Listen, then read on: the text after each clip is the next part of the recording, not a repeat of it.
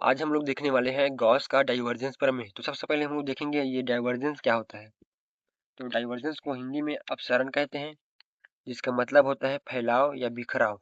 जैसे लाइट में क्या होता है, प्रकाश जो है एक तरह से फैलता है, इसी फैलाव को डाइवर्जेंस कहते हैं, अपसरण कहते हैं। और जो बीच में कोण बनता है उसको अपसरण कोण कहते हैं।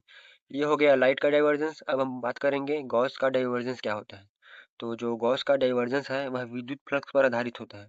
तो विद्युत फ्लक्स किसे कहते हैं, किसी विद्युत क्षेत्र से गुजरने वाले विद्युत बर रेखाओं की संख्या को विद्युत फ्लक्स कहते हैं।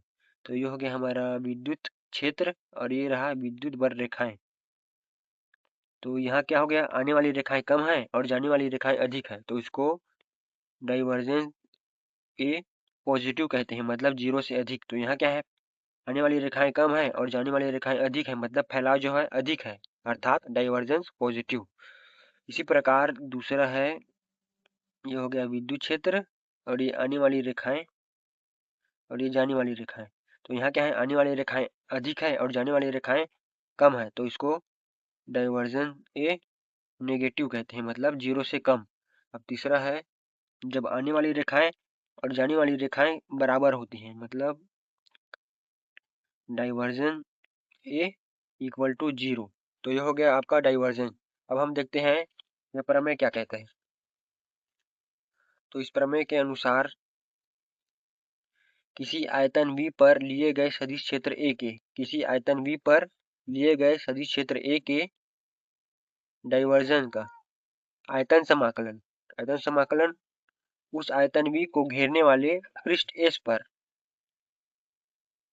पर लिए गए सदिश क्षेत्र A के पृष्ठीय समाकलन के बराबर होता है। सदिश क्षेत्र A के पृष्ठीय समाकलन के बराबर होता है। तो सरल शब्दों में कहें तो जो सदिश क्षेत्र A है उसका डाइवर्जन का आयतन समाकलन मतलब V से दर्शाते हैं वॉल्यूम। आयतन समाकलन उस सदिश क्षेत्र A के पृष्ठीय समाकलन S सरफेस पृष्ठीय समाकलन के बराबर होता है। तो यह हो गया आपका फार्मूला या प्रमेय का गणितीय रूप। तो इसको आपको लिखना कैसे है, गॉस के डाइवर्जेंस प्रमेय के अनुसार किसी आयतन V पर लिया गया एक सदिश क्षेत्र A के डाइवर्जेंस का आयतन समाकलन उस आयतन को घेरने वाले पृष्ठ S पर लिए गए सदिश क्षेत्र A के पृष्ठीय समाकलन के बराबर होता है। उसके बाद आपको इस गणितीय रूप को लिख देना है। अब देखते हैं प्रूफ। तो इसको प्रूफ करने का दो विधि है, तो इसमें आपको कंफ्यूज नहीं होना है। पहला है जो कार्तीय घटकों के रूप में दिया है ये वाला, और दूसरा है ये वाला।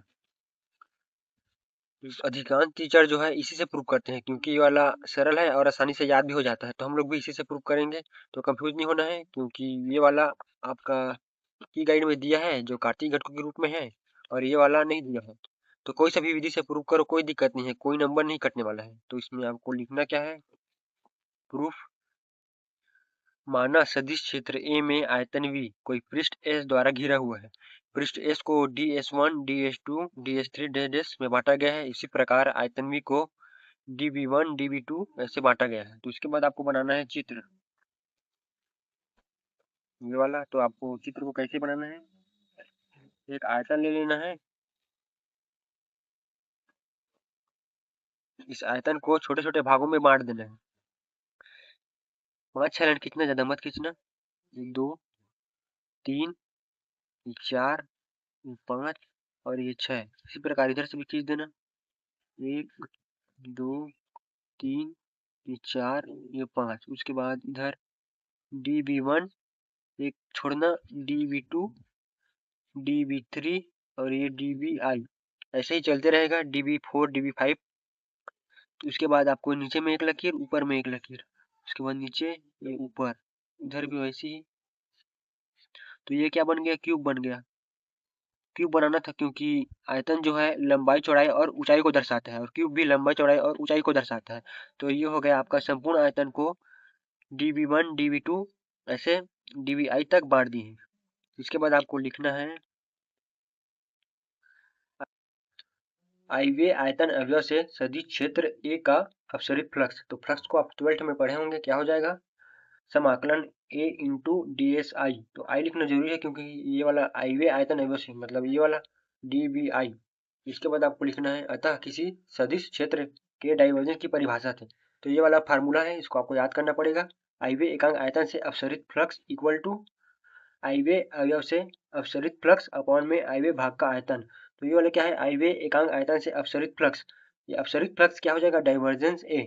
तो ये हो गया डाइवर्जेंस ए, और आई लिख देना, क्यों, क्योंकि यहाँ क्या है, आई वे एकांक आयतन से इक्वल टू क्या हो जाएगा, ये वाला क्या है, आई वे अवयव से अपसरित फ्लक्स, ये वाला आई वे आयतन अवयव से अपसरित फ्लक्स, तो इसको लिख देंगे ऊपर में। उसके बाद नीचे में आई वे भाग का आयतन डी वी आई, ये वाला डी वी आई। उसके बाद डी वी आई को इस पर पक्षांतर कर देंगे और इसको नाम दे देंगे समीकरण 1। उसके बाद आपको लिखना है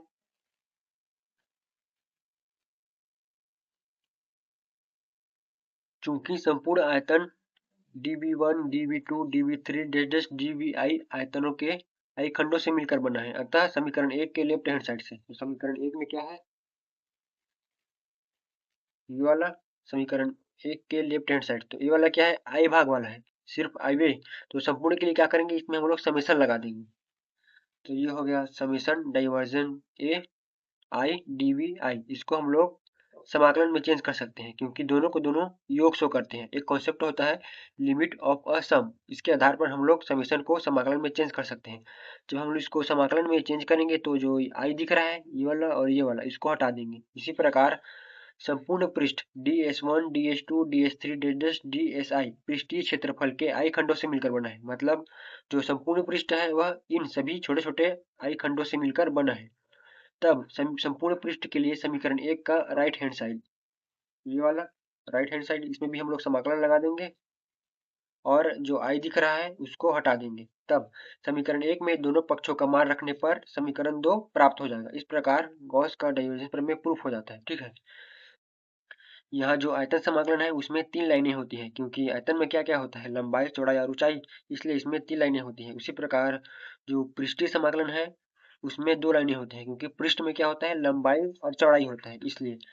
क्लियर। तो आज के लिए बस इतना ही, मिलते हैं अगले वीडियो में नेक्स्ट टॉपिक के साथ।